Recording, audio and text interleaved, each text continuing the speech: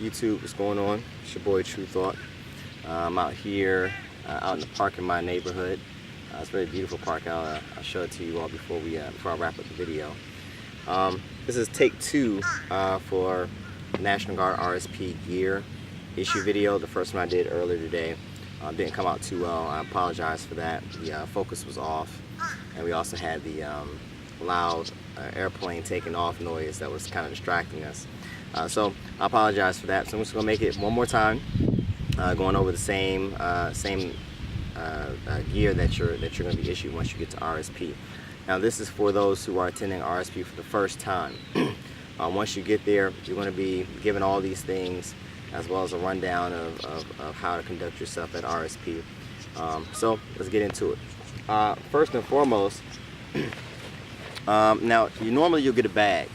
I'm not sure, hopefully you can see this pretty clearly. I'm not sure if the glare is too bad, but this is a bag that I actually purchased myself. At my RSP, they actually ran out of bags, so I ended up just kind of purchasing my own.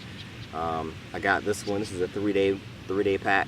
I got it for about $59, I think it was, $55, about $55 at the base exchange on Andrews Air Force Base. And I think it's actually a little bit bigger than the bag they would give you at RSP, so it meets the needs that I have. I'm able to pack all my gear in there and transport it back and forth without having to, without worrying about space or overpacking the bag, or the bag breaking, what have you. It's very durable. This is an SOC bag, so it like I said, they're military grade bags. They do very well. So if you don't get one and you have some money that you can spend, go ahead and purchase yourself one, just in case you don't get one. But they normally will give you one. So the next piece of gear that they issue to you is as follows. You have shorts with the Army logo on it. These are for, of course, when it's hot outside, or even when it's cold outside, really. It's for running, basically. When you do your morning PT, more than likely you're going to be doing your morning PT in these shorts. If you are a person that's built like me, I can wear small and medium. Fellas, I would suggest that you go with the medium size, otherwise your shorts are going to be extremely short. So make sure you go with the medium size gear to avoid having to wear booty shorts.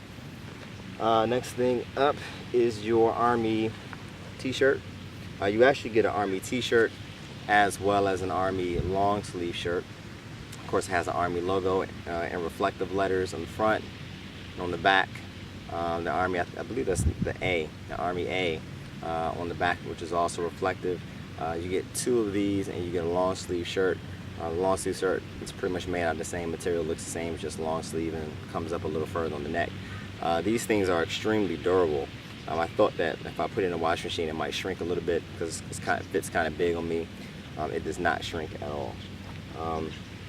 But those are good to have. Like I said, they give you about 2 pairs, so make sure you are, when you go to RSP, that you understand that. So if you get one dirty, you may want to just go ahead and keep it until the next day so you can wear your other one. This shirt here is a company shirt. So when I first got to my first RSP, I actually went to Alpha Company because I was told, I'm not sure if you, there you go, I was told to go to Alpha Company, but come to find out I'm actually in Charlie Company. So I had to switch companies, but I didn't switch shirts. They just told me to keep my shirt. On the back of it, you have your Spartan logo. One of your cadences as you're marching, you'll be yelling out Spartans. So it's one of the things that the Guard kind of instills into you. Just kind of developing a soldier or warrior mindset. So you normally wear this shirt here, this company shirt, on your last day as you get ready to board your bus. Next thing we have are our PT pants. These are very thick. Right now I'm in Maryland. It's about 85 degrees today. So during these months, of course, you wouldn't wear these because these are really made for cold weather. They're very thick. They're water resistant, but they're very durable. They do come in handy if you are doing any exercises where you are. When you're doing any exercises where you are crawling in the field, in the field maybe, tall and dry, easy to cut yourself in. So those pants come in handy to help out with that. But otherwise, you don't really, even when you're doing your morning PT, I think my first morning PT, I swore we were going to wear these because it was so cold outside. We ended up not wearing them at all. Went straight to the shorts. So you'll wear them for rain, you wear them for, crawling around in the grass sometimes, that's about it. Your next piece of equipment is your PT jacket. It's an Army logo. It is fitted with reflective designs that resemble the ACUs that soldiers wear. So when you're running, let's say you're running early in the morning, cars are out and about, it gives you some protection as far as reflection goes, so cars are able to see you and avoid you. But even with all that, even with the reflective t-shirt and the reflective jacket that you'll wear, you still have to wear the Army safety belt, the yellow strip basically. This is also very durable. This is also very nice when it's cold outside, and it is water resistant as well. So if it is raining outside and you're out there, you don't have to worry about getting wet through it. The next thing is this pad. This pad is essentially, it's for notes, taking notes and things of that nature if you're learning different skills. But it's also very good just for jotting down the results of your PT test. Maybe you want to just try to track your improvements from one month to the next month, or even if you want to use it throughout your time away from RSP, you can jot down some notes on some exercise routines you want to do, or again, marking your progress. The back part is something that they really want you to use in recruiting your friends or people that you know. So you write the person's name down, their physical condition, all that kind of good stuff. Tear it out and give it to your recruiter, so that way they can get some leads and build up and continue to recruit people to the National Guard.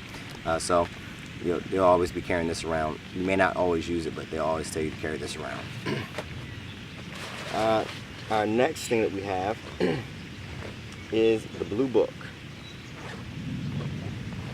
You have the Soldier's Blue Book.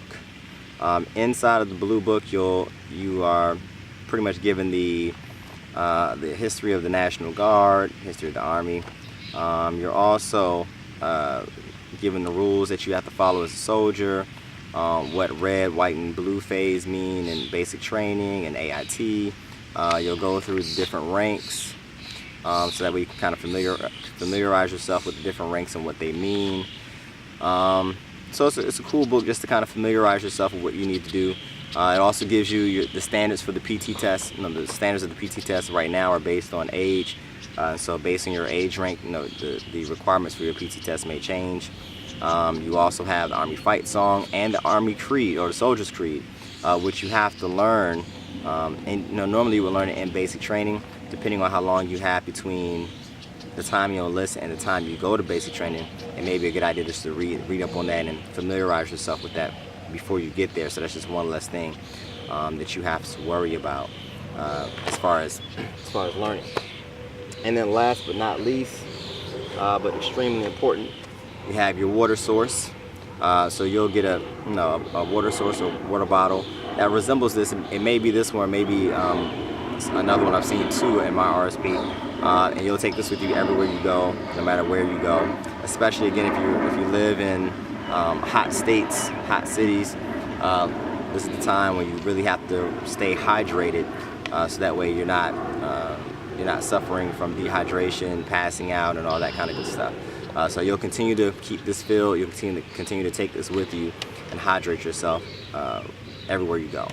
You should receive, once you've enlisted, you should start receiving a monthly newsletter from your RSP site that basically just lets you know what to expect for the upcoming drill and what to bring to the drill. So what uniform you need to bring and all that good stuff. So make sure that you're paying attention to what's being said in that newsletter, so that way you're not caught unprepared. Again, remember, for those who are going for the first time, shave your face. You gotta be clean shaven. No fellas, no mustache. At least in mine, no mustache, no beard, no goatee. Go ahead, shave it all off. For me, my facial hair doesn't grow back that fast, so I've just made the decision to continue to keep my face clean shaven until I go off the basic training. Do what you got to do, but on that day you need to make sure you are completely shaved. Ladies too, if you have a little mustache going, make sure you go ahead and wax that thing off. But outside that though, that's all the gear.